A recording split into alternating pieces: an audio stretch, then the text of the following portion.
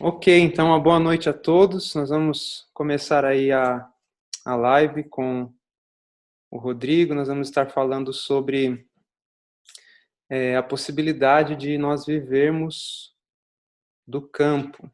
Não só irmos morar no campo, mas também contemplarmos a possibilidade de viver do campo. Quero desejar as boas-vindas aí a todos que estão conosco aqui. E nós queremos começar com oração para a gente falar desse assunto aí que é importante e que lança luz para nós fazermos mudanças mais seguras, né? Então, vamos fechar nossos olhos, aqueles que estiverem atentos, ouvindo, vamos fazer uma oração. Santo e bendito Deus, nosso Pai Celestial, nós te agradecemos pela vida, pela oportunidade que temos de falarmos de assuntos importantes. Que o Senhor nos dê a direção do Teu Espírito Santo, que o Senhor nos dê sabedoria, prudência, para que sejamos luz neste momento e que o Seu nome seja honrado. Dirija aqui o Rodrigo, cada um dos que estarão ouvindo, e que nós tenhamos sempre a certeza de que o Senhor está disposto a nos guiar e a nos dar as Tuas bênçãos. E é seguros no nome de Jesus que oramos e agradecemos. Amém, Senhor. Então vamos lá. Rodrigo, antes da gente passar aí para as perguntas, a gente fez aqui uma lista de algumas perguntas, mas nós gostaríamos que você brevemente se apresentasse, né? E falasse de onde você é, para a gente dar prosseguimento aí com as perguntas. Fica à vontade, então. Uma boa noite a todos, então, nossos amigos que estão aqui conosco. O meu nome é Rodrigo e eu sou natural da cidade de São Paulo. Então, sou paulistano e sou formado. Minha formação é educação física, né? Fiz a faculdade de educação física, trabalhei um tempo como educador físico, mas durante a conversa aqui a gente vai poder falar um pouquinho mais da transição na minha vida, né? Onde eu abandonei a cidade, abandonei aquilo que eu estudei e a minha profissão para me tornar agricultor. Legal, muito bom. Antes, só fazendo aqui uma prévia, né? O Rodrigo ele teve uma experiência aí com o plantio de frutas vermelhas, né? No sul, no estado de Santa Catarina. Catarina, E ali, na cidade de Campo. ok. E ali ele teve a oportunidade de trabalhar, né, com a produção das frutas vermelhas. Aí ele vai contar um pouco dessa experiência para nós e quais foram os passos que ele deu, como ele conseguiu produzir essas frutas, comercializá-las, enfim. Então a gente vai estar conversando aí nesse sentido. Mas uma primeira pergunta para a gente conhecer um pouco melhor o Rodrigo seria o seguinte: Rodrigo, por que você decidiu ir para o campo? Como você falou, a sua área era educação física, morava em São Paulo. Como que você foi para Santa Catarina? Qual foi a sua decisão?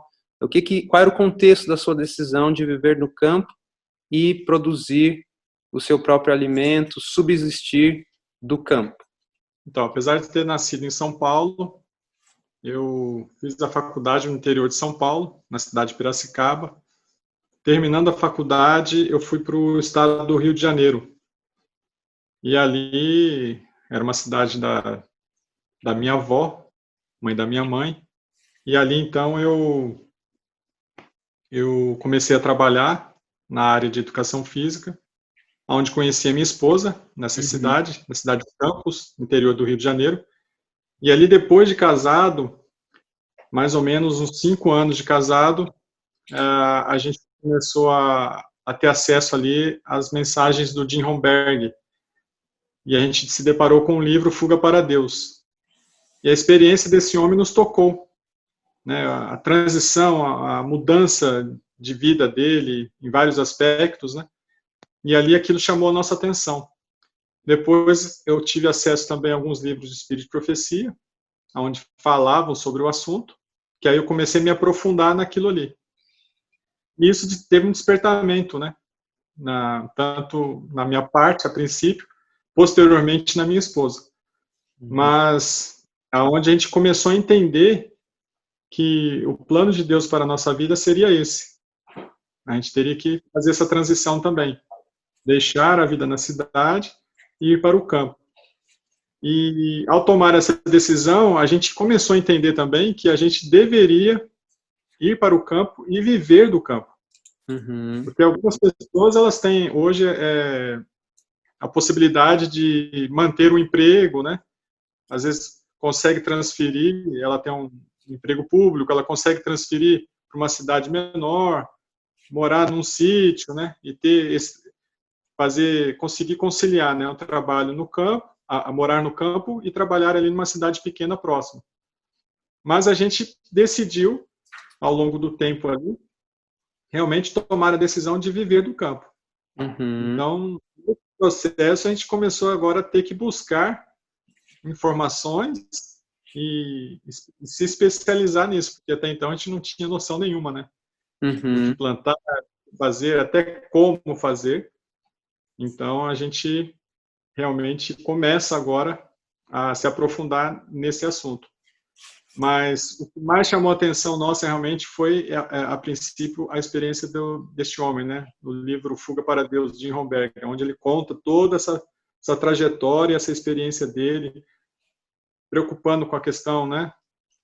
Principalmente com a questão espiritual, mas a gente viu que realmente havia necessidade de a gente também buscar este mesmo caminho. Legal. E pensando nessa decisão, né, você vê como a leitura é importante, como a leitura pode fazer a diferença nas nossas vidas, no destino, né, no nosso caminho. Depois dessa sua decisão pessoal, na altura, a sua família compreendia quantas pessoas, a aceitação ali foi fácil, e aí os próximos passos depois disso, né? Como que vocês se prepararam para ir para o campo e como vocês se prepararam para viver do campo? Então, como eu falei, né, a mensagem, a princípio, começa ali comigo, né? Eu me deparei com a mensagem e aí eu começo a ler, me aprofundar e agora tento começar agora a convencer a minha esposa, né? Então, na princípio ali a nossa família se resumia assim. Agora eu já tinha abandonado, né, a minha casa, os meus pais e me uni ali em casamento com a Flávia, minha esposa. Uhum.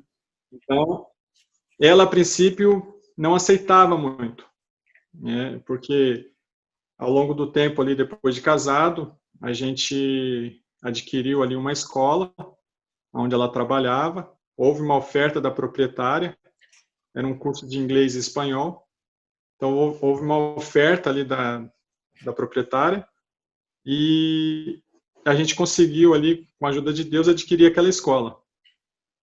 Então, ela é formada em letras, então o sonho dela era ter uma escola de línguas, né?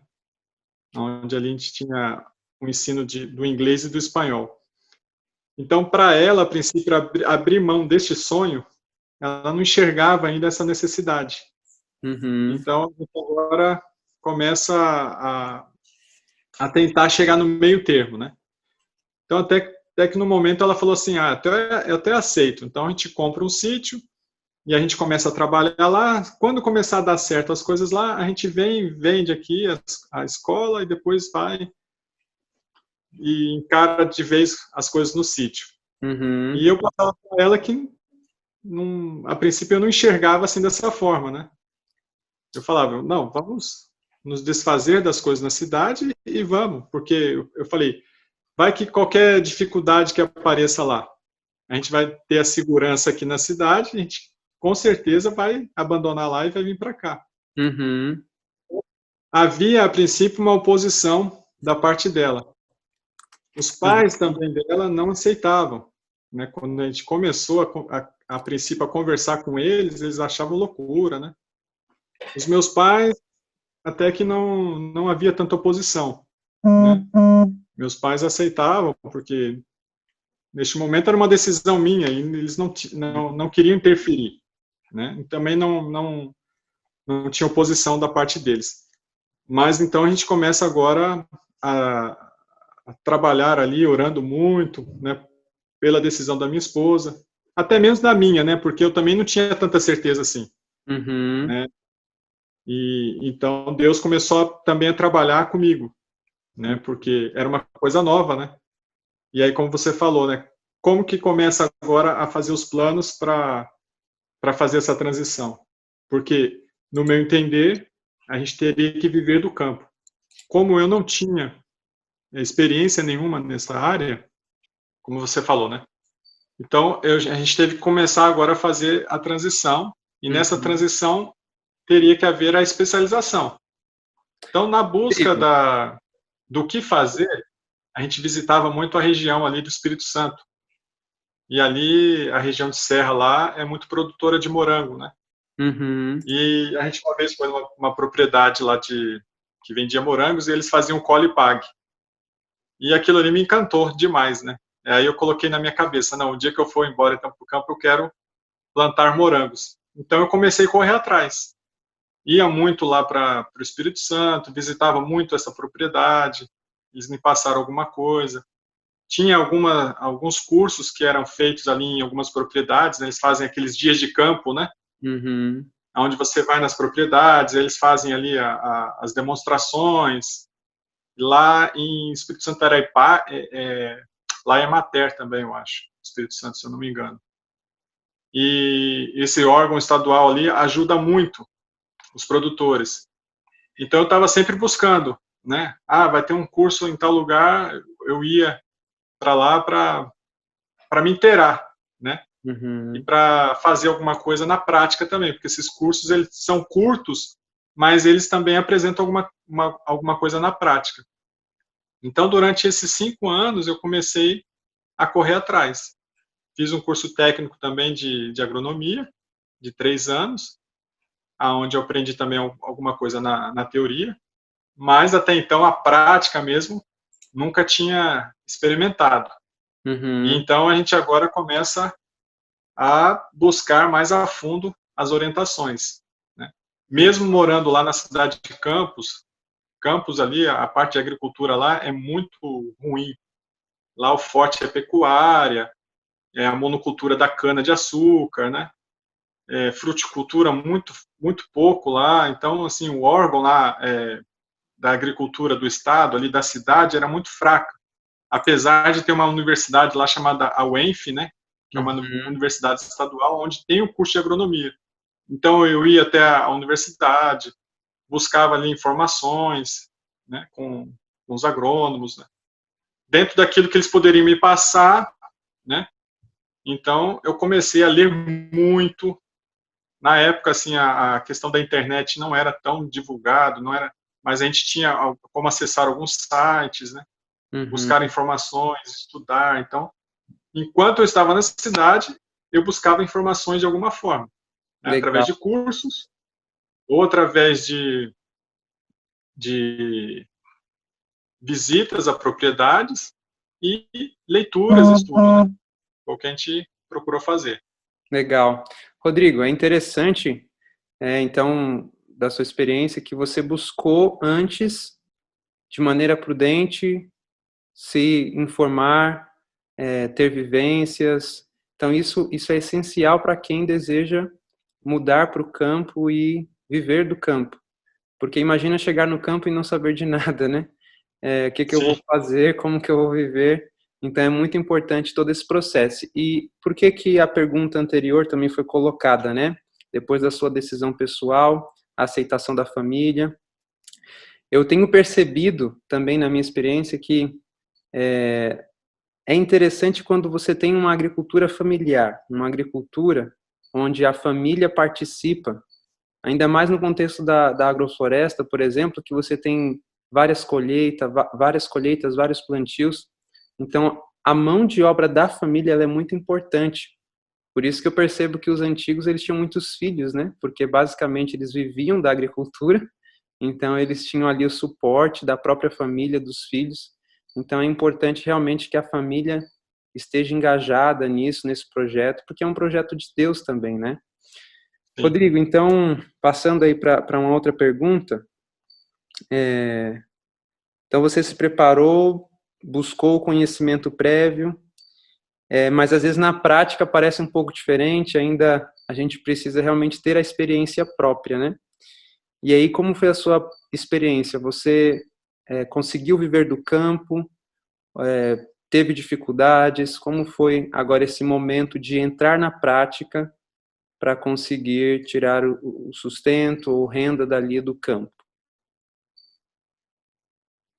Então, a gente agora tem que começar a colocar o plano em prática, né? Uhum, E graças a Deus, Deus nos abençoou, a gente conseguiu comprar uma propriedade e, a princípio, a gente comprou uma propriedade no sul de Minas, na cidade de Senador Amaral.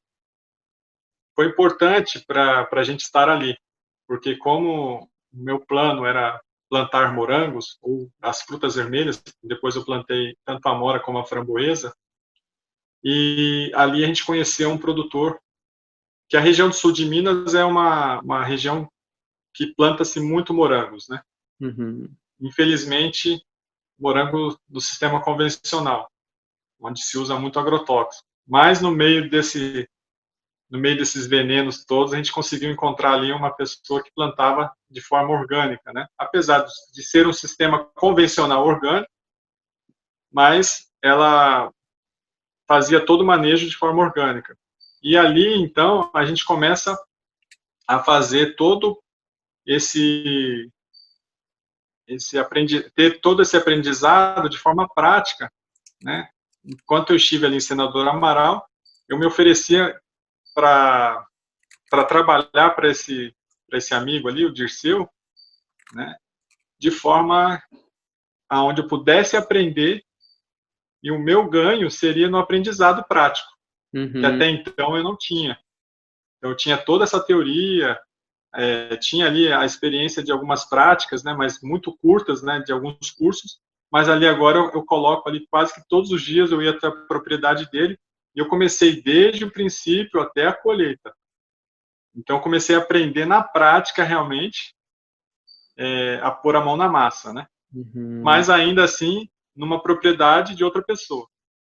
E depois, posteriormente, nós fomos comprar uma propriedade lá em Santa Catarina, na cidade de Campo Alegre. E lá realmente foi onde a gente começou agora a colocar em prática este plano dentro da nossa propriedade. Então, ali com 3 meses, a gente começou a fazer análise da terra, depois de ter comprado, né? Depois de 3 meses que compramos a terra, a gente fez a análise da terra, fez toda a correção, e a gente agora fez os pedidos das mudas, e aí faz todo o preparo de terra, aí as mudas chegam, né? A gente faz todo o plantio, e, e depois agora faz o sistema de irrigação. Então, Uhum. tudo aquilo que eu via na propriedade de outras pessoas, agora a gente começa a ver ali dentro da nossa propriedade. E depois de 3 meses de plantados morangos, a gente vê agora ali. Um dia até fui na propriedade, porque a princípio a gente tinha alugado uma casa, e eu ia todos os dias à propriedade, né? Eram 8 quilômetros de distância. E aí, para minha surpresa, um dia eu chego lá e já tinha os primeiros frutinhos, né? Aquilo ali foi Que uma alegria, não? felicidade. Né? Aí eu lembrei lá daquela propriedade no Espírito Santo, onde eu fazia o colhe e paga. Eu falei, agora eu vou colher aqui dentro daquilo que, né, Deus me abençoou aqui. Então, foi fantástico, né? Depois, posteriormente, a gente plantou ali em agosto, e lá para novembro a gente já começa a ter os primeiros frutos, né, dessa primeira colheita. Em dezembro, janeiro ali a gente planta então a amora e a framboesa, né? Uhum. Só que a amora e a framboesa só no outro ano, né, que a gente começa a colher. Legal. E fala pra gente um pouco mais de como que é o cultivo das frutas vermelhas. Quais as possibilidades, um pouco aí de alguns detalhes, como que funciona trabalhar com as frutas vermelhas. Então, as frutas vermelhas, como elas são de clima frio, né, a maioria delas, hoje tem até algumas variedades que você consegue plantar em lugares mais quentes, né? Mas não tão quentes. Então, elas são frutas de clima frio. Elas exigem algumas horas de frio. E então, a experiência ali assim, é fantástico você ter essa oportunidade de estar fazendo a colheita. E o interessante é que são frutas também sensíveis demais, né? Então, pós-colheita dela, elas têm que ser já praticamente que embaladas e já vendidas, né? Se você for fazer a venda in natura. Se for fazer a venda congelada ou for industrializar ali de forma artesanal, como a minha esposa fazia às vezes a geleia, aí você consegue ter esse produto, né, de forma que você consiga armazenar e fazer essas vendas posteriores. Né? Era o que acontecia no caso mais da amora e da framboesa, porque a gente conseguia, por elas serem frutas de safra, elas vêm assim numa pancada só ali, né? Durante 2 meses, é o período de colheita. Então, você consegue vender alguma coisa in natura, mas como ela vem em grande quantidade, você às vezes tem que congelar muito. E elas vêm no período de verão, né? Onde está quente. E por serem sensíveis, praticamente algumas delas você já tem que colher e mandar para o congelador. Né? O bom é que você tem ela para vender durante o ano todo. Né? Você vende num período de entre safra, né? Onde não tem essas frutas in natura. Então, ela só tem congelada. Então, você tem esse produto que você pode fazer escoar ela durante o ano. Então, você tem uma renda também da amora e da framboesa congelada durante o ano. E também o morango, né? Porque o morango também, apesar de você ter sempre tem aquelas frutas que ficam machucadinhas, onde você faz a limpeza e congela, então você tem também a fruta congelada durante o ano todo. Né? Você chegou a trabalhar com mirtilo também, ou blueberry, né? O mesmo nome, mas você chegou a trabalhar com elas alguma vez? Não. A gente tinha um parceiro, que assim, a gente começou a fazer as vendas muito direto ao consumidor. Então, a gente tinha um parceiro que era de Erechim, no Rio Grande do Sul, aonde ele mandava, porque ele tinha a certificação orgânica, né? Onde ele mandava para a gente ela tanto in natura, no período da safra, como também congelada durante o ano, né? Para a gente ter esse produto para vender para os nossos clientes. Legal. Não esquecendo que depois de 2 anos a gente conseguiu a certificação da nossa propriedade, né? Legal. Fala para a gente qual que é a lá em vantagem. 2013, finalzinho de 2014 e 2015 a gente conseguiu a certificação lá do nosso sítio. E, Rodrigo, fala para nós qual que é a vantagem de ter uma certificação de orgânicos, ou não. Se talvez você acha desvantajoso, fala para nós sobre essa questão. Acho que o teu som ficou um pouco baixo. Tá conseguindo me ouvir? Melhor? Tô. Fala para nós um pouco sobre a vantagem de ter a certificação de orgânicos. Ah, sim. Primeiro, a vantagem é para quem lida com a terra ali, né? Você não vai ter que mexer com venenos, você não vai ter que... Então, para a tua saúde, é muito importante, né? Segundo, que você está vendendo produtos de qualidade, aonde você adquire a confiança do teu consumidor. E terceiro, que você tem ali um valor agregado melhor no produto. Então, você consegue ter uma renda maior, né? Então, é muito importante você trabalhar de forma saudável, né? Vender um produto de qualidade, isso é um diferencial, né? Porque depois lá de algum tempo começaram -se a plantar muito morango, né? Na cidade de Campo Alegre, mas todos de forma convencional. E sempre tinha ali, eu via a dificuldade na venda, né? Do morango convencional, porque ele tem um valor agregado muito baixo, a margem de lucro dele é menor e a saída do produto também ele tem ele consegue vender, mas ele tem uma certa dificuldade. O orgânico não, o orgânico ele tem uma saída muito boa. Você consegue vender muito fácil. Então, são essas as vantagens que eu vejo, né? Uhum. Legal, legal. E agora, assim, você hoje tem, com a sua família, vocês são em quantas pessoas? Hoje a família cresceu, né? Como você Aham. falou no começo lá, antigamente as famílias elas trabalhavam ali em família, né? E o casal tinha vários filhos, né? Eu Uhum. tenho 3. Tenho o Gustavo, o Miguel e a Gabriela, né? Gustavo Legal. com 12, Miguel com 4 e a Gabriela com 2. Né? E, Já me ajudam na lida ali. como que foi a participação das crianças aí no cultivo, no trabalho, na educação?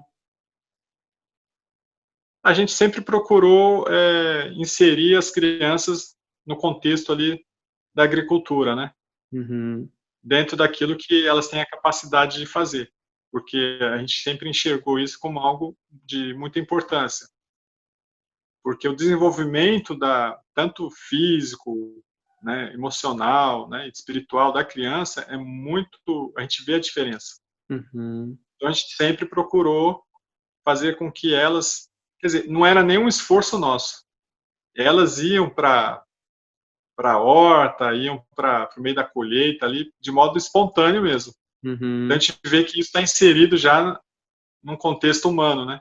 Sim. De querer tá ali mexendo com a terra, de estar no ambiente de ar livre ali, né? Um ar puro, aí correm, tem um desgaste físico, então se alimentam bem.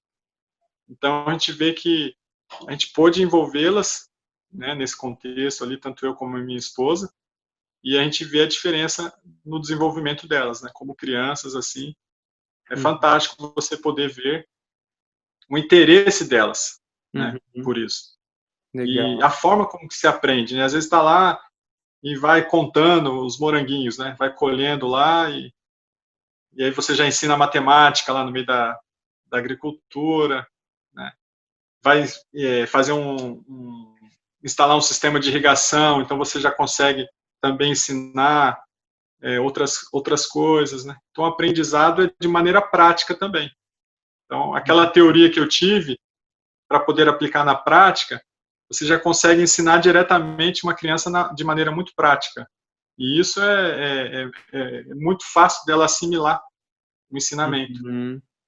Então, a gente pôde ver realmente que é importante, né, você ter esse momento com as crianças, né, de inserir elas no contexto de trabalho, né, mesmo que para elas seja uma diversão. Sim. Então, a gente sempre gostou de ver, né, e sentir que elas têm essa vontade, né, de estar sempre ali. Mas é interessante que no Éden era assim, né? Você trabalhava aprendendo, aprendia trabalhando e estava em comunhão com Deus, em contato com a natureza. Então, tudo isso faz parte do grande aprendizado para a formação do caráter, né? E, Sim, Rodrigo, se você puder falar assim algo talvez um pouco mais técnico, né? Não sei, em relação aos morangos, investimento, e a questão da renda, como que era? Era algo que dava para fazer novos investimentos, avançar? Por que tanto tempo para a certificação de orgânicos? Ela demora mesmo? Se puder falar alguma coisa nesse sentido, acho que seria interessante.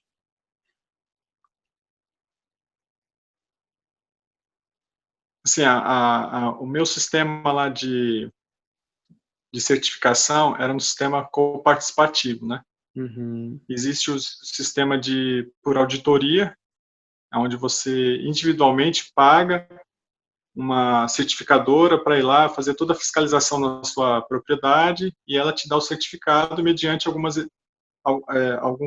mediante o cumprimento de algumas exigências. O meu sistema era um sistema coparticipativo, onde havia como se fosse uma cooperativa, né, de um grupo de agricultores, E dentro desse grupo, existia um olhar externo da certificadora, que era a Ecovida, mas a responsabilidade maior de fiscalização era entre nós. Porque se um dentre o grupo fosse pego em qualquer irregularidade, o grupo todo sofria a penalidade. Então, era uma forma de nós nos ajudarmos, crescermos junto, né? Não havia esse olhar, interessante que não havia esse olhar de competição, de alguém querer derrubar o outro, ou querer achar que existia lá pessoas que plantavam morango também, mas nós não nos achávamos concorrentes um do outro. Pelo contrário, a gente se unia e falava, nós somos parceiros, né? Então, era um ambiente muito de aprendizado, né, também, e você via que não havia uma competição. A gente via muito isso no convencional, né? O convencional tem aquela ganância de ganhar, e às vezes o outro vizinho lá planta o morango e agora se torna inimigo. Né? E no grupo ali nós todos éramos amigos. Né? Então não era aquela fiscalização no intuito de derrubar o outro, de querer achar alguma coisa errada, né? Pelo contrário. Então, se a gente via alguma prática que poderia trazer uma penalidade ali, a gente tentava, no máximo, ajudar. E aí vinha o olhar externo, né, para fazer complementar essa ajuda no grupo, né. Então, havia todo um requisitos também a serem cumpridos, né. E por isso que levava esse tempo aí, de 2 anos, porque se você tem uma propriedade onde alguém do teu lado usa uma agricultura convencional, com uso de defensivos, químicos, né? Então, se você não tivesse uma barreira, você teria que fazer uma barreira, e essa barreira leva tempo para crescer. Havia a necessidade de fazer análise da água, né? Análise do solo. Então, tudo isso demanda tempo, né? E por isso essa demora aí. Então, é entre 1 ano e meio a 2 anos para você conseguir um certificado, se você fizer tudo direitinho. Né? Legal. E assim, desde o momento que nós começamos a plantar o morango, tá certo que quando nós vendemos lá, como eu falei, né, nós tínhamos uma escola, né, nós tínhamos um apartamento. A venda da escola e a venda do apartamento foi para investir na compra da terra e estruturar aquele sítio. Não tinha casa, não tinha luz, a gente precisou estrada, precisou fazer tudo, né? Comprar os equipamentos de irrigação. Então, todo o investimento ali, a gente começou tudo do zero. Então, durante um tempo, a gente tinha ainda um dinheiro guardado para segurar ali uns 4, 5 meses ali até a gente começar a obter agora o lucro do plantio do morango, que foi o carro-chefe ali da propriedade, né? Como eu falei, depois em dezembro ali que a gente começou a plantar a amora e a framboesa, mas só no outro ano, na próxima safra, que a gente começaria a obter o lucro ali do plantio da amora e framboesa. Mas o morango é o carro-chefe, né? Por quê? A gente plantou em agosto, uns 60, 90 dias no máximo, você já começa a colher o morango. Depois que você começa a colher, são 18 meses de colheita, né? De forma ininterrupta. Então você tem aí 18 meses de colheita. Mas ele tem os picos, né? No inverno ele acaba caindo um pouco a produção, no verão ele aumenta um pouco a produtividade, mas ele mantém a produtividade durante esses 18 meses. Depois de 18 meses, você tem que fazer a rotação da cultura. Pegar uma área lá descansada, fazer um plantio, né, numa nova área, e naquela outra área, o que a gente fazia? Teria que deixar pelo menos os próximos 18 meses ali ela descansando. Então a gente fazia adubação verde, deixava aquela terra descansando, de pousio, que a gente fala, e fazia o plantio numa nova área. Né? Então a gente estava sempre fazendo a rotação. Do tamanho do meu sítio lá, que eram 44 mil metros, eu tinha mais ou menos uns 2 hectares ali que eu separei para fazer esse manejo. Então eu consegui plantar no tempo que eu fiquei em Santa Catarina, 3 safras de morango. Todas 3 eu plantei em áreas diferentes. Então, o morango ele vem com a mesma qualidade, né? Então, a gente Rodrigo, conseguiu fazer essa rotação ali para que as 3 safras fossem plantadas em áreas diferentes. Já a amora e a framboesa, elas são culturas perenes. Então, ela vai ficar naquela área, né, durante 15, 16 anos ali produzindo, na mesma área. Né? Então, você só faz a poda, durante todo o ano você faz a poda pós-colheita e faz a poda pós-inverno ali, que é a pós-inverno, quando a planta está em dormência. Logo após o inverno, você faz uma poda para dar o estímulo para ela florescer e vir os frutos ali na primavera, ali verão. Então, assim, graças a Deus, durante o tempo que a gente ficou lá, a gente viveu esses 7 anos em Santa Catarina vivendo a agricultura. Né? legal. A gente fez tudo ali, conseguiu investir em novos plantios, né, do morango. Então, é uma cultura que ela se paga. Ela se paga e você consegue obter lucro. Então, até hoje eu fiz uma estimativa, né, de hoje, se uma pessoa fosse fazer um novo plantio, né, a gente faz assim o cálculo no morango, né? Geralmente um pé de morango, durante esse período de safra, ele vai dar aí mais ou menos aí 1 quilo a 1,2 kg por pé. Né? Então, se você plantar, vamos colocar 10 mil pés, seriam de 10 toneladas a 12 toneladas nesse período aí de 18 meses. Né? Então, você consegue aí ter uma renda durante esses 18 meses. Então, dentro desse 1 quilo por pé, a gente coloca o custo de produção em cima de R$ 6,50 a R$ 7,00 por pé, ou por quilo. Né? Então, você consegue aí ter o custo de produção por pé de R$ 6,50. Sendo que, no morango convencional hoje, eu até fui no mercado ali e vi o morango convencional a R$ 12,00 o quilo, sendo vendido no mercado. E na semana passada, acho que foi, eu estive em São José dos Campos e vi um morango orgânico vendido a R$ 30,00 o quilo. Então, você olha a diferença aí. Né?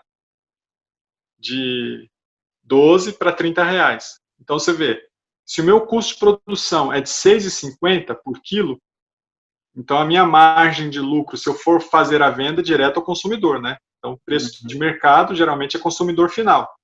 Né? Mas se eu pegar agora e vamos colocar, eu não quero vender para o consumidor final. Né? Aí eu procurei saber aqui de 2 produtores, de um convencional, ele está vendendo a caixa a R$ 7,00 na roça, o quilo. Ele está tendo, então, um lucro de 50 centavos. Muito pouco. E já um produtor orgânico, ele está vendendo a R$ 17,00. Então, vamos colocar aí que ele está tendo uma margem de lucro de R$ 10,00. Né? Então, você olha a importância de você ter um certificado. Não só para ganhar mais, mas para você trabalhar com mais qualidade e também vender um produto de qualidade. Né? Então, dentro dessa média aí que a gente fez, vamos colocar hoje que você consegue aí, né, dividir aí de 10 a 12 mil quilos, né, de produtividade desse tempo aí, você consegue ter uma renda aí hoje mensal de R$ 5.000, né, só no morango. Desculpa. Isso lucro líquido, né, se você vender esse morango como orgânico, né, certificado. Né? Legal. E nessa propriedade que você começou a trabalhar com as frutas vermelhas, o morango aí como carro-chefe, qual que basicamente era o preparo que você fazia para plantar os morangos? Você falou que separou uma área, né, para fazer essa rotação. Qual que era o preparo básico para plantar os morangos e qual que era o manejo em cima desses morangos? Te demandava muito tempo? O morango é uma cultura assim que você tem que estar todos os dias vigiando, né? Uhum, Porque por ser uma fruta sensível, principalmente no manejo orgânico, então ele demanda ali, você está todo dia ali, né? Pelo menos lá para dar uma olhadinha, para ver se não tem alguma doença surgindo, alguma praga invadindo a tua plantação, né? Mas começando lá desde o plantio. Então basicamente a gente faz a análise da terra uhum, para ver a condições ali da terra, recebe o resultado da análise, a gente procura ali um engenheiro ali local da cidade mesmo, da prefeitura ou de algum órgão estadual. Ele faz ali indica as correções a serem feitas. Geralmente se usa, né, o calcário para uhum, fazer o equilíbrio do pH ali. Ele passa-se fosfato natural ou pó de rocha, alguma coisa assim também. E o esterco, né? Então, basicamente, a gente fazia essa mistura ali, a princípio, em cima da análise da terra, a gente fazia essa mistura. Sendo que antes, a gente fazia a questão da adubação verde, né? uhum, No verão, você faz uma crotalária, alguma coisa assim, alguma cultura que você possa plantá-la no verão. Lá em Santa Catarina, a gente usava muito aveia, né? Aveia preta no inverno, né? O azevém, que é um pasto local de lá, né? Que são resistentes ao frio. uhum, Então, no inverno, ou aveia preta, ou azevém, no verão, uma crotalária, um feijão de porco, alguma coisa assim. E deixava a terra ali e aquela matéria orgânica a gente ia incorporando enquanto aquela terra estava em pousio. uhum, Mas depois a gente fazia análise da terra, fazia correções ali com calcário, com fosfato ou pó de rocha, né? E depois você fazia agora o preparo dos canteiros, né? Vinha um trator com a canteiradeira, levanta os canteiros, e aí você entra com a montagem do sistema de irrigação, aonde agora você entra com as linhas de gotejo, né? Porque o morango ali, ele por baixo daquele plástico que vai em cima do canteiro, vai as mangueiras de gotejo. uhum, Por ser uma planta sensível também, e tem muita incidência de fungos, né, devido à umidade, então a gente evita ao máximo fazer molhar ela por sistema de aspersão. Então, uhum, tudo ali no gotejo, diretamente na raiz, que é aonde é o principal ali para obter água, né, a raiz. Então, durante ali o plantio, a gente faz coloca primeiro aquela lona, né, aquele plástico. Algumas pessoas não querem usar o plástico, e algumas pessoas lá em Santa Catarina, ou Rio Grande do Sul, onde você tem o acesso eu via muito pessoal lá usar a casca de arroz. uhum, Então fazia cobertura no solo com a casca de arroz e aonde, né, fazia a linha de gotejo e plantava-se as mudas ali. Mas eu usava o plástico mesmo, aquela uhum, lona, e depois eu fazia o plantio das mudas.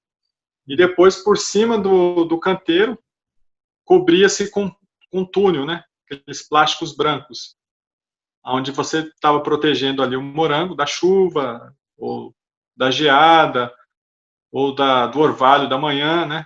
Protegendo a planta da umidade. uhum, E aí agora é observar, né? A gente fazia algumas irrigações no sistema de gotejamento, né, a chamada fertirrigação, onde a gente usava alguns produtos biológicos, né? E fertilizantes também orgânicos. Isso era feito semanalmente, né, diretamente na raiz, algumas de maneira foliar, onde você pulverizava na própria flor para estimular a crescer a planta, né? uhum, E aí observação de pragas, né? Uma praga que é muito comum no morango, principalmente em dias secos, é o ácaro, né? Uhum. A gente conseguia controlar o ácaro com um predador. Eu comprei 2 vezes pelo correio, né? Você recebe um saquinho, um monte de bichinho, onde você lança ali na plantação e conseguir controlar tranquilo, né? Interessante. Você lançava o ácaro predador ali na plantação, questão de uma semana acabava-se o problema com o ácaro, né? Uhum. A Interessante. lagarta também é um problema, né? Então a gente usava dois produtos para lagarta também, biológico, né? Então não são venenos usados, né? São produtos biológicos, onde a gente faz o controle de pragas e doenças. Mas assim, você fortalecendo bastante, dando muito nutriente para sua terra antes do plantio, você mantém aquela terra muito forte. Então a planta ela vai estar muito forte e Uhum. ela acaba ficando resistente a pragas e doenças.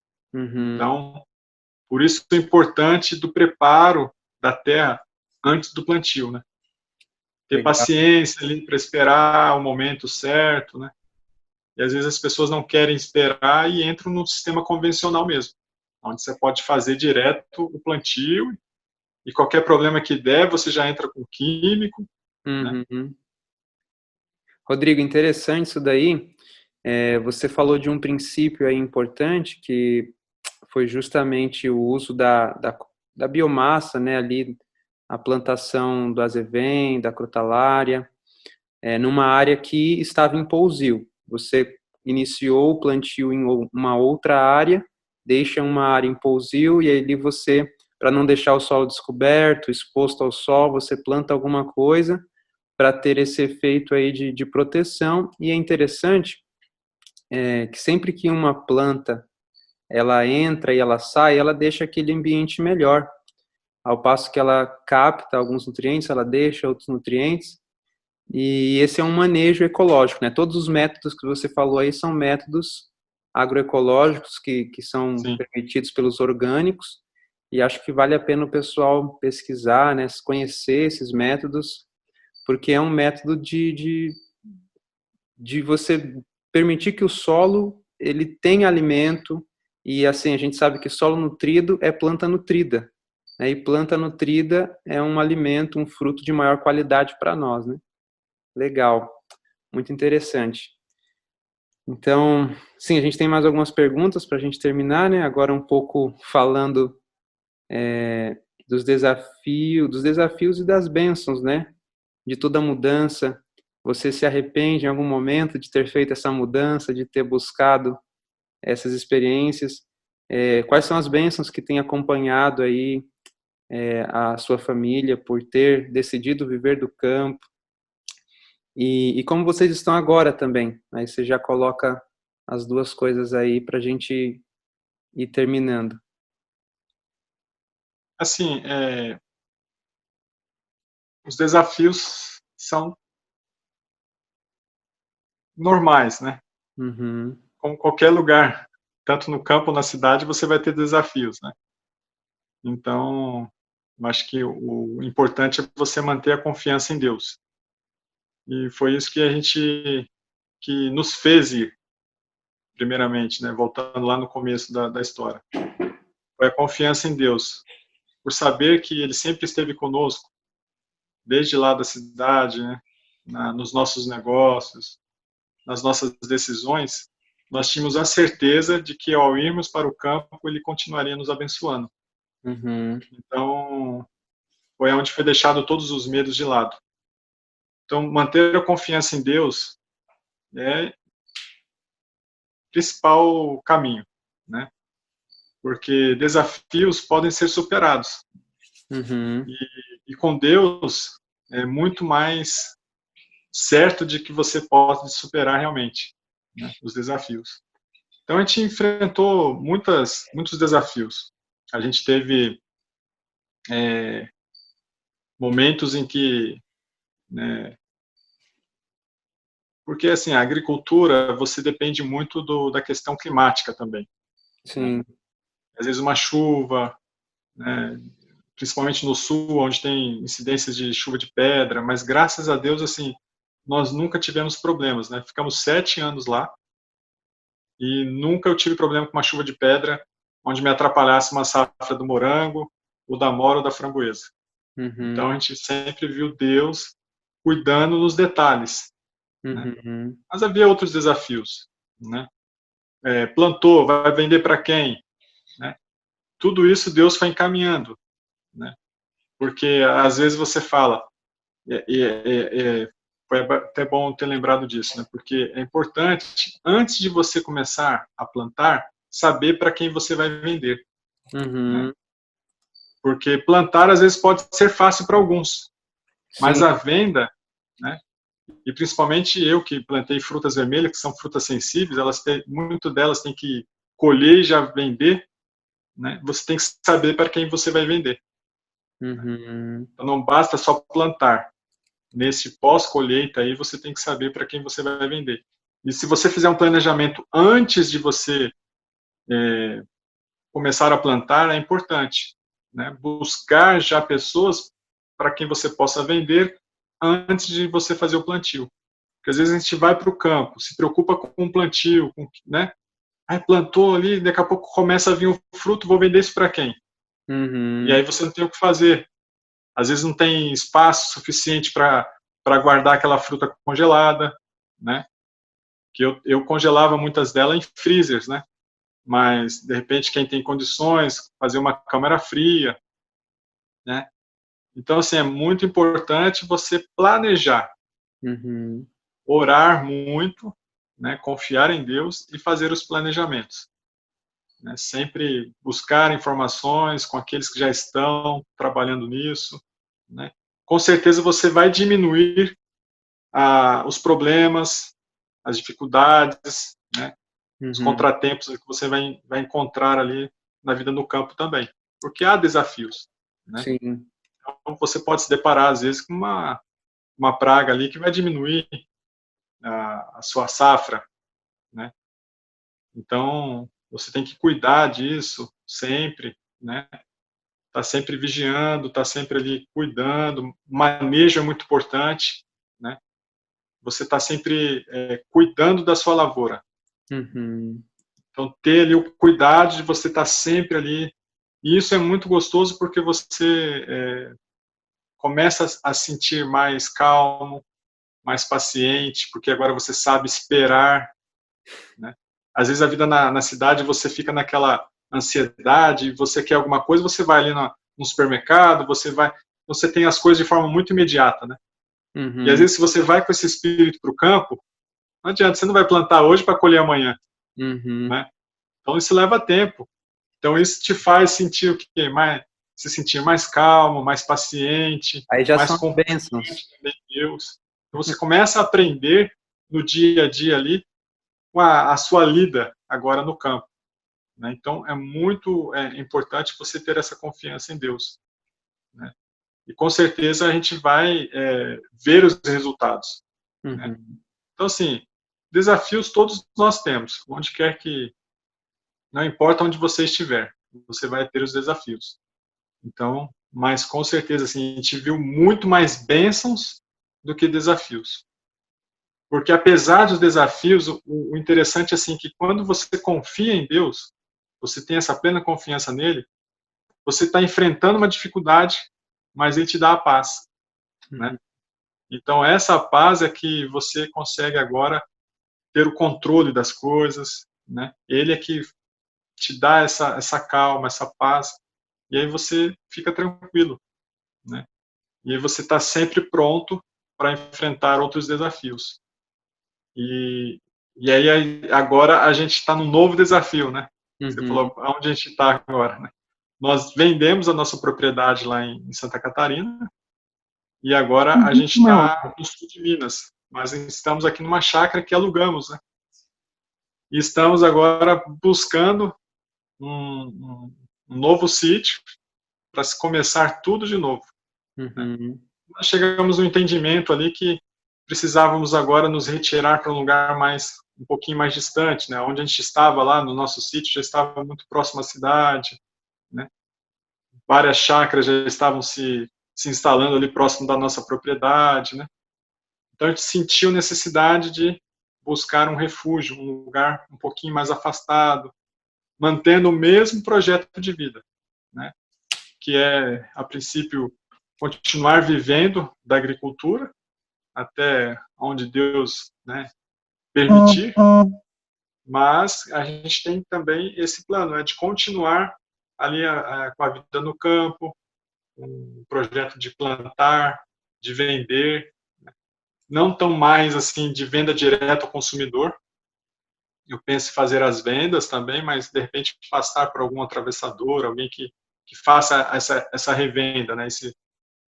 Então, eu quero me envolver mais ali com a vida no campo, e nós que temos filhos, o objetivo é dar atenção a eles, né? Porque esse é o nosso principal projeto missionário, né? Educar os nossos filhos, mas nos manter aqui de forma saudável, né? Porque a vida no campo ela proporciona muitos benefícios, né? Para a nossa vida física, mental, espiritual, e a gente só vê resultados benéficos para a nossa vida e nossa saúde, né? Legal. Você estava falando aí, eu estava começando a pensar aqui já que as bênçãos do campo têm que ver muito com a mudança do caráter, né? Sim. No depararmos com nós mesmos. E ali Deus está trabalhando com a gente, a mansidão, saber esperar, a paciência. Tudo isso são bênçãos que vêm junto com esse trabalho, né? Rodrigo, acho que para a gente terminar, acho que seria interessante você deixar uma mensagem de encorajamento, de ânimo para as pessoas. E aí depois, eu não sei se pelo tempo a gente consegue abrir para algumas perguntas. O que você acha? Você que Pelo sabe, menos, se tiver tempo, a gente... pelo menos umas 2 ou 3 perguntas. Vamos ver. Então deixa uma mensagem aí e aí depois a gente deixa para algumas pessoas fazerem perguntas. Deixa eu só ler um texto aqui que eu gosto muito desse texto, né, de Ezequiel 34, verso 27, né?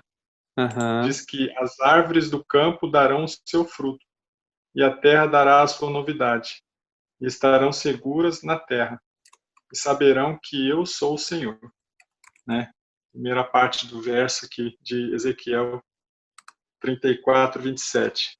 Então, essa é a confiança que nós temos que ter, né? É saber que Deus é o Senhor da nossa vida, né? Uhum. Um trechinho aqui do capítulo 4 do Vida no Campo, né? Diz assim que caso a terra seja cultivada, com a bênção de Deus, ela suprirá nossas necessidades. Quer dizer, caso a terra seja cultivada, com as bênçãos de Deus, ela suprirá nossas necessidades. Não devemos desanimar por causa de coisas temporais, aí, dos desafios. Não Uhum. devemos desanimar, né? Por causa de aparentes fracassos, nem ficar desalentado pela demora. E Uhum. aí, é aquilo que você falou, né? O preparo do nosso caráter. Devemos lavrar o solo com ânimo, com esperança e gratidão, crendo que a terra contém em seu seio fartos depósitos para o trabalhador fiel recolher. Amém. Essa é a certeza que temos que ter, né? Depósitos mais preciosos do que prata e ouro. Olha só, o mundo corre tanto atrás da prata e ouro. Sim. Temos depósitos no campo que são muito mais preciosos do que isso. E só para terminar aqui nesse parágrafo, vou pular um trechinho aqui, mas diz assim, ó, com cultivo apropriado e inteligente. Uhum. Olha só. Não devemos fazer as coisas de qualquer jeito, mas aqui nos orienta para que faça o cultivo apropriado e inteligente. A terra dará seus tesouros para benefício do homem. Uhum. As montanhas e os montes estão mudando. A terra está envelhecendo como um vestido, mas a bênção de Deus, que estende uma mesa para o seu povo no deserto, nunca faltará. Amém. Então, a mensagem que eu deixo para as pessoas é que não deixe de obedecer a Deus, né? Que eu entendi, voltando lá no começo da história, né? Eu entendi que isso é uma ordem de Deus, né? E, e eu falei assim, se é uma ordem de Deus, eu tenho que obedecer. Uhum. E eu pude ver que Deus nunca falha. Deus não desampara os seus filhos. Ele vai sempre estar, como diz aqui, né? Deus que estende uma mesa para o seu povo no deserto, nunca faltará. Então Deus nunca vai faltar, nunca vai desamparar um filho fiel. Então não tenha medo, né? Busque a Deus em oração, faça os planos, entregue esses planos nas mãos de Deus, confie nesse Deus e ele vai abrir as portas, ele vai abrir o caminho. Como diz no livro aqui, né? Conforme Deus abre o caminho, deve o seu povo ir para a cidade, sair das cidades e ir para o campo.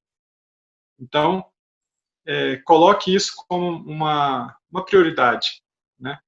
Faça os planos, planeje, ore e confie em Deus, pois jamais ele vai deixar um filho desamparado, né? Ele Uhum. vai sempre prover as nossas necessidades, conforme ele entenda, né, que isso é o melhor para nós, que realmente nós possamos confiar nesse Deus. Amém, amém. Legal. E hoje a família está animada com a vida no campo e com o trabalho do campo? Ah, tá. A minha esposa sempre fala, né, que ela está arrependida de não ter vindo antes, né? Tá Ela certo. sempre, ela sempre comenta, Aham. quando ela vai dar um testemunho, ela sempre fala, ah, mas eu estou arrependida. E todo mundo faz aquela cara assim, achando que ela está arrependida, ela fala de não ter vindo antes. Sim, Porque é muito bom, né? legal. Ela, ela sentiu, apesar do no princípio de tudo, ela ter essa oposição, né? Mas Uhum. cada um tem seu tempo e Deus vai trabalhando no coração de cada um, né? Sim. Ele sabe, né? As nossas fraquezas são diferentes umas das outras, né? Uhum. Um dos outros. Então Legal. a gente precisa também respeitar essa, assim como Deus respeita, né? Apesar dele ter pressa, né? De que o Uhum. filho obedeça, mas ele respeita, né? E dá o tempo para cada um. Sim. E isso é muito importante, né? Porque quando a pessoa toma a decisão, é uma decisão de maneira firme. Com certeza faz com que ela não desanime, apesar dos desafios, né? Legal. O Rodrigo, aqui tem o Alex querendo fazer uma pergunta, ele colocou aqui para nós. Ah, Ele colocou da seguinte maneira: com uma lavoura tão grande, com tanta demanda, como você fazia para dar conta da plantação e da propriedade em si? Eu acredito que a pergunta dele é no sentido de que às vezes tem um mato crescendo ali do outro lado, às vezes dá um problema no encanamento, tem que arrumar isso, aquilo, a propriedade tem tantos hectares, então demanda todo esse cuidado, né? sim. Conseguia fazer sozinho, tinha funcionários, quantos metros quadrados uma pessoa consegue cobrir sozinho? Assim, é o que falam, né? 10 mil pés de morango, geralmente duas pessoas cuidam, Uhum, né? Uma pessoa bem atarefada vai cuidar, mas aí o serviço do restante do sítio fica um pouco a desejar. Então, uhum, duas pessoas. No princípio ali, eu e minha esposa, a gente se virava bastante, mas tinha ali os vizinhos, né? Os adolescentes, né? Estudavam de manhã e nos ajudavam à tarde, uns dois, três ali, né? Então fazia a limpeza dos pés de morango, eu cuidava da roçada, né? Da uhum, manutenção do sítio em geral. Mas depois ali que a minha esposa teve o segundo filho, a gente contratou um funcionário fixo. Então uhum, era eu e ele, um rapaz que me ajudava. E como eu falei, meu sítio lá tinha 44 mil metros. Então a gente conseguia cuidar ali, né, tranquilo. Às vezes que a gente contratava uma pessoa, uma diária, né, uhum. mas muito esporádico, né. Então, duas pessoas conseguem cuidar de uma área legal. Legal. Então, uma pequena propriedade geralmente é uma propriedade de agricultura familiar, né, onde uma família consegue dar conta. Às Uhum, vezes vai ter que contratar uma pessoa de fora para fazer uma roçada, para fazer uma limpeza, né, ajudar num sim, serviço ou outro ali. Mas, a princípio, um casal ali com um filho, 2 filhos, consegue cuidar legal de uma propriedade. interessante. Tem outra pergunta aqui, da Valentina. Será que consigo cultivar morango e demais frutas vermelhas aqui no sul da Bahia? Só algo que eu quero colocar no contexto aqui da pergunta dela. Tem pessoas Ah, que elas gostam muito de algumas frutas, de algumas plantas, e elas querem plantar essas frutas num lugar que elas escolheram, e esse lugar é um lugar de clima frio, clima temperado. E aí ela não consegue, às vezes, lá produzir bem o mamão, a banana, não consegue introduzir a jaca. Ou tem pessoas que querem ir para um lugar quente e querem plantar pêssego, algumas outras coisas. E também não tem muito sucesso, né? Não tem uma planta tão produtiva, não consegue desenvolver aquela planta. Então, acho que essa pergunta, ela acaba ajudando a entender melhor esse contexto. Tem plantas que se adaptam melhor a certos lugares? Será que o clima interfere, a altitude interfere? Enfim, mas tenta responder a pergunta dela especificamente. Não sei se você conhece o sul da Bahia, mas ela quer saber se frutas vermelhas dá para cultivar lá no sul da Bahia. que nem eu lá em Santa Catarina.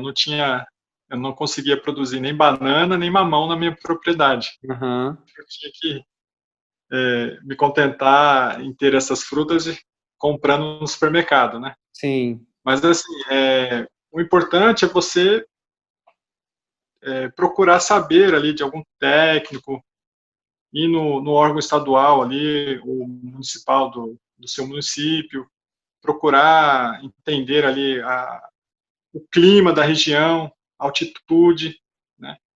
E procurar variedades que se adaptem, ou se adaptam, né, ao clima, porque há pessoas que plantam morango lá em Brasília, né, Uhum, onde tem um clima mais seco ali, então, mas é uma variedade específica, né? uhum, Então, ele também, o período da safra é mais curto. Então, no período do inverno, ali onde tem um pouco mais de um clima mais fresco durante o período ali, ele consegue produzir. Quando já começa a vir o calor, o verão, aí para a produção ela interrompe drasticamente. A planta ela não produz mais. uhum, Então, de repente, ela consegue adaptar uma variedade ali no clima dela. Mas é sempre importante a visita a um técnico, né? uhum, Porque mesmo se você não puder pagar eu, por exemplo, nunca paguei, mas eu recorria lá em Santa Catarina a Ipagre, eles sempre me deram assistência, ou então a um engenheiro agrônomo que a prefeitura da cidade mantinha.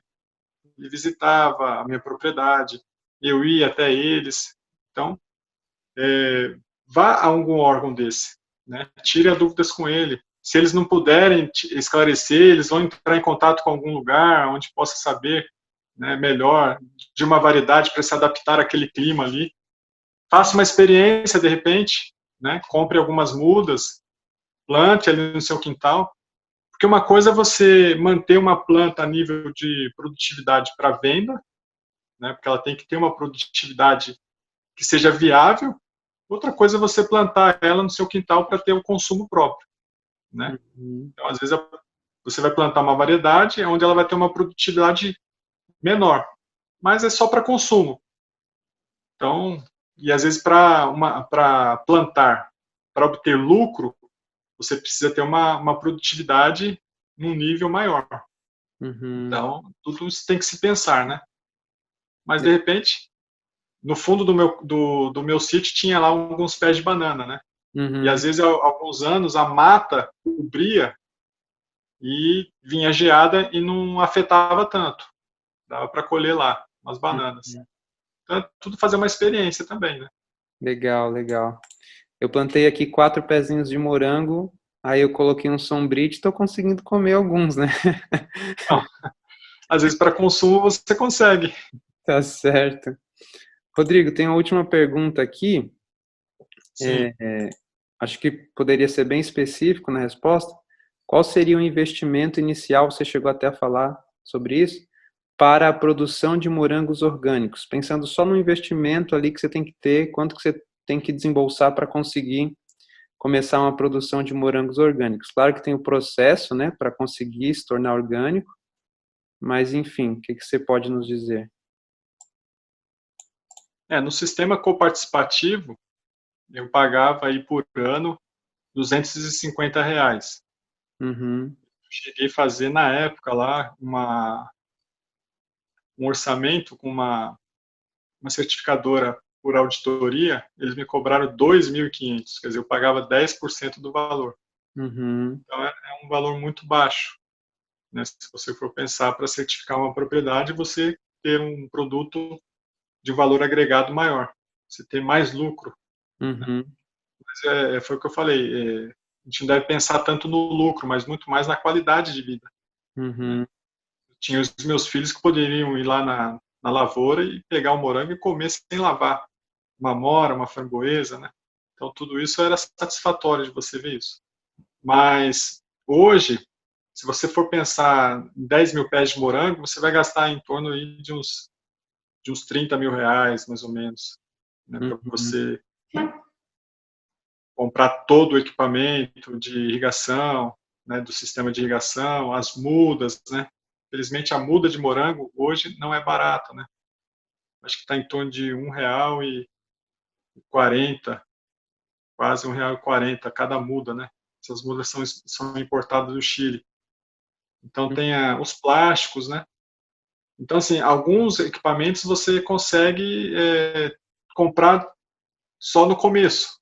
Então, por exemplo, cano, os arcos para fazer os túneis, né? As lonas que você cobre por cima, você consegue aí fazer várias safras usando o mesmo. Então, nas outras safras você consegue diminuir o custo de produção.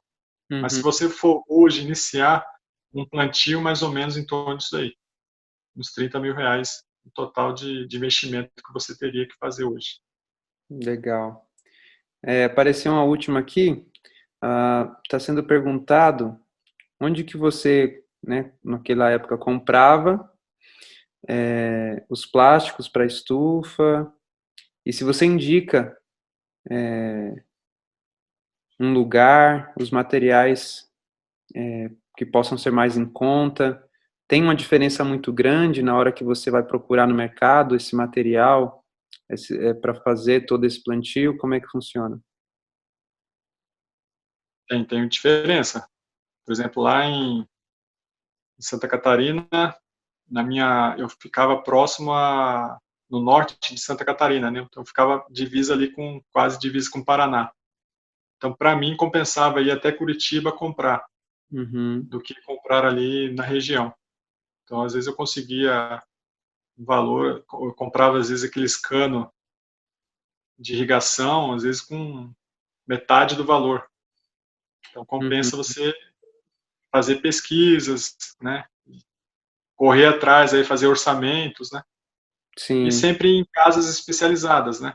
De, de agrícolas, onde você possa, né, obter esses materiais. A lona, né? Eu usava a lona de 150 micras, né? Que é uma espessura ali, um pouquinho mais grossa, onde eu conseguia usar. Então tem uma espessura de 75 micras, então você vai pagar mais barato, Uhum, mas ela não dura mais que 2 anos, entendeu? uhum, E essa de 150 micras eu consegui quase, teve uma lá que eu fiz, quase que usei ela na terceira safra, né? Quase 5 anos. uhum, Então, às vezes você fala, vou comprar mais barato aqui, então tudo isso você vai adquirindo experiência, né? uhum. Então, é bom pesquisar, é bom se informar, né? Depois, se algumas pessoas quiserem, né, o meu contato, depois você pode passar, que a gente pode estar ajudando algumas pessoas interessadas aí. Mas, assim, é sempre bom você ter contatos com quem está plantando, né? Uhum, Você mora perto de algum produtor, visita ele, né? Procura entender mais de perto ali e ver realmente como que é na prática, né? Todo esse processo aí. legal. Então tá, eu já coloquei o seu contato aqui pro pessoal, mas depois o vídeo vai para o YouTube. Nós vamos então encerrar, para não ficar tão tarde. Agradeço aí, Rodrigo, pela disponibilidade, pelas informações compartilhadas, os desafios, as bênçãos, e termos a certeza de que o Senhor está disposto a nos dirigir, né, a nos ajudar. E uma vez que nós realmente nos coloquemos, né, à disposição de Deus, Ele vai estar nos ajudando. E uma coisa muito importante que eu acho que fica é que nós precisamos buscar informações, nós precisamos buscar vivências, experiências. Eu acho que o que você fez foi muito legal de ter se disposto, né, ali em Senador Amaral, a ficar com uma pessoa que já fazia aquilo e aprender com ela, né, todo o processo, o dia a dia ali. É assim que a gente aprende de verdade, né? E aí, quando a gente vai para a nossa própria experiência, menos erros, menos dissabores, para que a gente consiga, então, avançar e poder ajudar a outros, né? Também.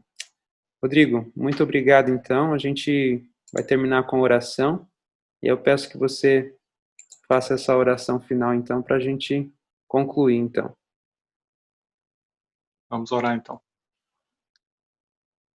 Grandioso Deus, amável Pai, agradecemos ao Senhor a cada dia pelas bênçãos que tem derramado sobre cada um de nós.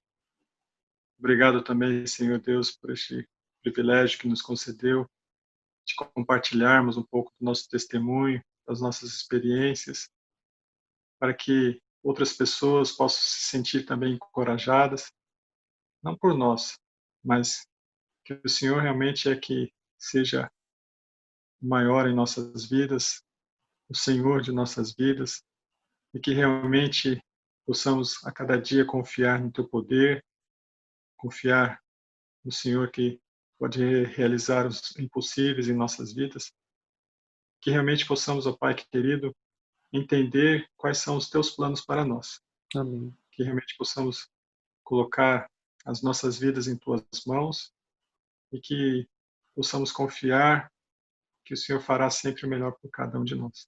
Amém. Sempre conduzindo a vida de cada um que aqui participou desta live, que possamos também, Senhor Deus, colocar em prática os Teus ensinamentos em nossas vidas a cada dia e que realmente possamos, a cada dia, entender que o Senhor quer sempre o nosso bem. Que o Senhor continue sempre aos nossos lados, sempre nos conduzindo, que o Santo Espírito venha nos fortalecer a cada dia. Guarda-nos, ó Senhor Deus, nesta noite. Tudo entregamos em Tuas mãos. Estas bênçãos te pedimos e tudo te agradecemos, em nome do Senhor Jesus. Amém. Amém. Amém. Ok, muito obrigado. Valeu aí pela disponibilidade. Eu vou encerrar por aqui. Vou deixar aqui aberto só mais uns 2 minutinhos para quem quiser